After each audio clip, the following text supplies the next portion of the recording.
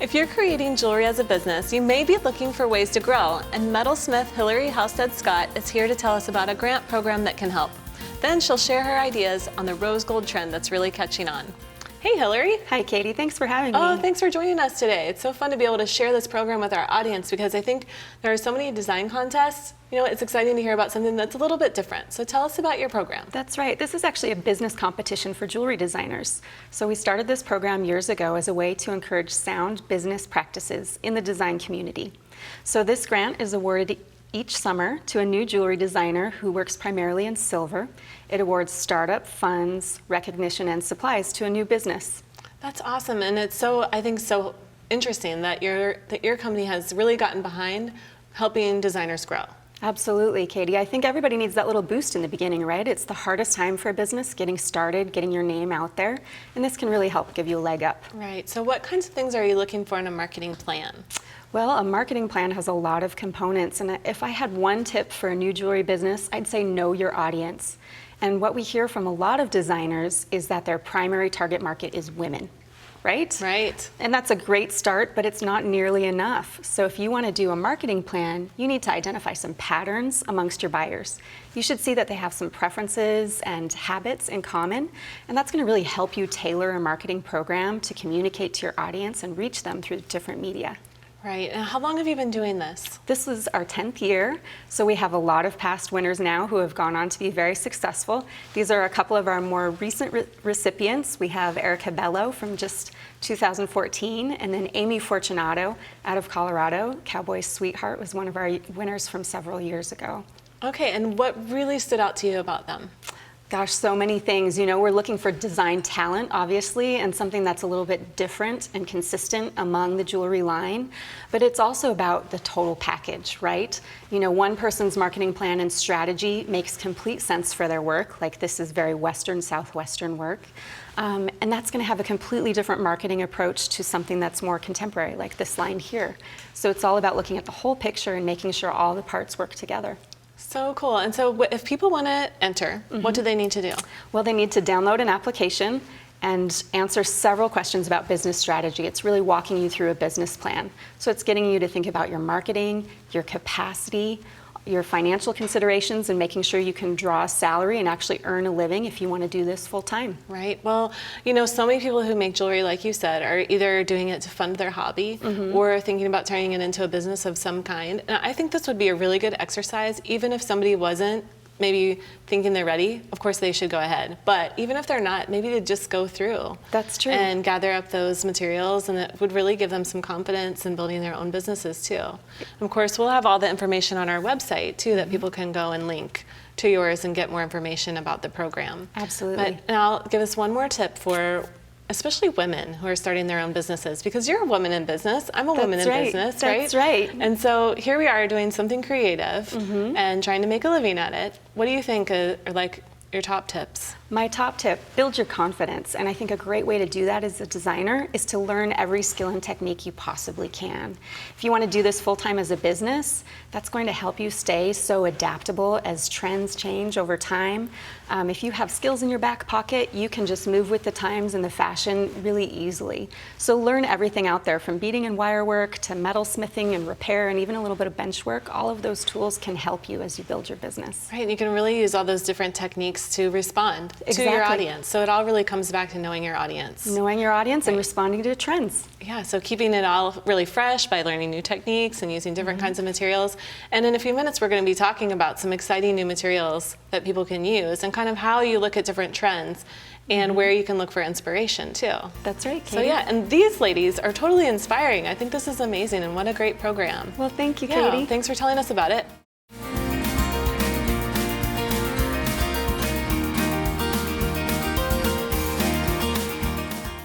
I'm here with Hillary Halstead Scott, and we're talking about the rose gold color trend right now. This is amazing. I love what you've done here with all the jewelry and lots of inspiration. Thank you, Katie. Rose gold is hotter than hot right now. You will see it everywhere in fashion and design. So we put together this trend board to kind of illustrate some of the colors and inspiration you can use to put together a collection of rose gold tone jewelry. That's a good idea. And because what we've talked about a lot with color and trends before is kind of responding to the trends in your jewelry design for yourself. But we haven't talked a whole lot about how to make a line, you know, how to look at inspiration and ideas and kind of bring that together. So let's look a little bit here at your jewelry pieces and kind of how these were developed based on. Right. An inspiration board is a great tool for developing a line. And as we move across the jewelry here, you can see that rose gold tones work with so many trends in jewelry right now. So the very first piece we have uses custom hand stamping, which is so popular right now. Right. You know, adding names and dates, important information or coordinates.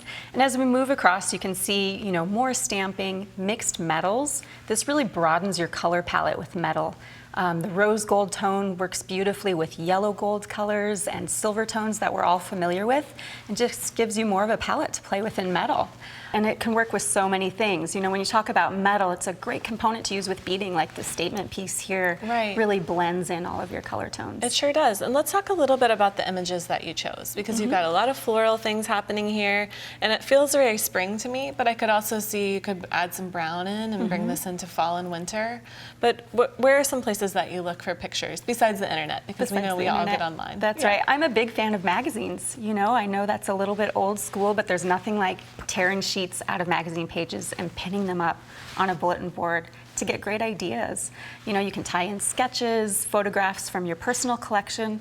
All of those are great resources for putting together a trend board. Right, and you can really kind of keep things consistent, especially if you're working with more people. You know, if it's I love having a trend board for myself, but also, you know, someday I aspire to have people making jewelry with me, and it would be fun to be able to share some of these images. That's right, right. Where they can kind of see where that ideas are coming from. That's right. It's where Pinterest began. Right? That's right. That's exactly right. Yeah. So let's talk a little about the rose gold material itself. Yes, and rose gold tones are available in several materials. There's plated gold metals, there's solid gold, and then there's gold filled. So most people are familiar with plated metals and solid gold, but gold filled is a term that you hear a lot, and there are just so many misconceptions about gold filled. So I wanted to talk about that as a material a little bit. Okay. And here we have some samples of raw material in yellow gold filled. You can get it in traditional yellow colors or also in the rose tones. And gold filled is primarily brass. The core of the material is brass, and then a thicker layer of gold is bonded to that brass core with heat and pressure. So it's a very different manufacturing process than plating. It also leaves you with a thicker layer of gold on the surface. So gold filled by law has to have 5% gold content by weight. But all of that gold is right on the surface. So it gives you a very durable layer of gold. It's not going to tarnish, and it has that nice shine without the really high price tag of solid gold. Right, and all of these pieces are made using rose gold filled, right? That's correct. So as we look at some of these beautiful designs, this one is amazing, the statement necklace. Like, we just kind of glossed over it when you mentioned, but it's incredible. Thank And you. all these are rose gold filled components as well. They are, right? that's correct. And it's an interesting material. You can do a lot with it. You can stamp it, you can texture it, but it does have some limitations you need to keep in mind. Okay. Because it's a layered product, you can't cast gold filled. It can't be melted, or you would just blend everything into one big mess. And similarly, you have to be really careful when you're soldering gold filled. It's possible, but you can burn through that gold layer and leave a black, really ugly kind of stain on your jewelry that you have to deal with. So it's ideally suited for things like beading and assembly and texture, where you aren't going to be applying heat or removing anything from the surface by sanding or filing. That can cause problems too. So all of these pieces here are made more by with the components themselves. The chain, we have some tags there, some blanks, and the beads also you mentioned. Those are really beautiful with the pearls on your necklace here. Yeah, it's a nice subtle pink that kind of blends and mellows a color palette. It works really well. It sure does. Is there anything else that we need to know about working with rose gold filled itself before we get started making? No, I think let's get right into it. Katie, are you ready? Let's do it. Okay, so today we're going to be texturing, and I think texturing is such a great technique for working with metal if you're new to metals, because you can start working with some different tools, get comfortable with the properties of metal, and it's not a real intimidating process. So I had brought a number of texturing hammers today, and we're going to kind of compare and do a little bit of practice first. So the first hammer I have here is a hammer where you can exchange the texture plates. So it just has this kind of bezel setup. I'm going to choose a texture plate, this one with the little squares, and then it's really easy to, swap these out and just kind of screw on that hammer face. Okay, so this is our first texture. And anytime I'm working with metal, I like to warm up with practice metal. You know, before I get to my expensive materials, I just take a piece of scrap. This is just some 24 gauge copper. And I'm just gonna warm up my technique and kind of make some decisions about my final design before I get started. Okay, so if you're new to hammering, you wanna grasp your hammer firmly at the end. You don't wanna choke up close to the head here. Grasp it all the way at the end, and be very careful not to put a finger on top of your hammer. That really stresses your joints over time. So just grasp at the base, and we're using a bench block here. You'll always want to have a nice, smooth, solid steel bench block when you're hammering. That goes underneath your metal and provides solid resistance so you can apply texture. Okay, so we're going to hammer and we're going to hinge from the elbow. There should be no movement in your wrist or your shoulder. It's all right from the elbow. So you need to hammer firmly, but you don't need to use a lot of force. And you can kind of play with it on your practice metal, right? That's what it's for. So you can layer it on, go over places you've already hammered, and move along your piece of metal. Okay, so when you're texturing, it's really easiest to see it in the light. So that's our first texture. You get this little grid pattern, and then we're gonna move on to a ball peen hammer. And this is a very traditional tool in jewelry making. You have this nice smooth ball, and it makes these very subtle indentations in metal that catch the light. Okay, so same thing, I'm just gonna move along my strip of metal and keep practicing here. And you'll be able to see the contrast on this sample strip after we've done a few different choices. So same thing, we can layer it on, keep it nice and tight, or loosen up that pattern. That's one of my favorites. That's one of my favorites too. Old favorite, I guess. It is, it's just very classic. And you'll notice this metal is starting to kind of curl up, and that is completely normal. As you hammer metal, you're actually hardening the metal and stressing it a little bit. So that's why you have this leather mallet. It's nice and soft, it doesn't leave an indentation. It's just to help you get your metal back to a flat working state whenever you need to. What do you think are some of the problems that people run into when they're learning texturing with a hammer? I mean, I know it's not brain surgery, but there are some things that, you know, people do wrong. Yeah, I think you just overthink it sometimes. You know, you don't, like I said, you don't need to use a lot of force. Just play, and play is such an important part of design. And again, that's why having practice materials in your studio is so important, to encourage that play, experiment. You know, I can really start to bang on this a lot harder, and you'll see the impression changes. So you can create different effects based on, you know, your design plan. And this hammer, this is a riveting hammer, and I love it because I feel like it has kind of an edgy modern look to it. It creates these long stripes on your metal. And if I turn it just a little bit while I'm hammering, I'll get these smaller kind of square or teardrop shaped indentations that I can pepper in as well. And you know, Katie, there's no reason that you can't just switch back and forth between these different hammers on the very same section of metal. Yeah, create a lot of different effects on your metal surface. That's a good idea. Now, what are some of the metals that we shouldn't hammer?